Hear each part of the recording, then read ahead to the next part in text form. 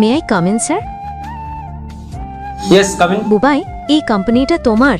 হ্যাঁ, আমারই কোম্পানি, আসো। তুমি এই বাড়ির অতিথি না, তুমি এই বাড়ির বউ। তো তোমাকে যে কাজটা করতে বলা হবে সেই কাজটা তোমার করতেই হবে। কেন করতে হবে? এই বাড়ির কাজের লোক না আমি, আমার বাবার বাড়ি। আমি না এক গ্লাস জল ঢেলে খেতাম না, আর তুমি চাও এই বাড়ির সব কাজ করি আমি?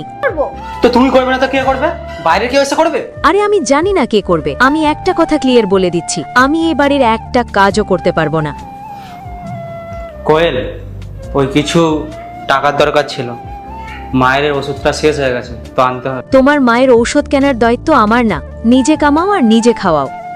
এইরকম বলো না, আমি তো জব খুঁজছি। জব পেয়ে গেলে আমি তোমার সব টাকা শোধ করে দেবো।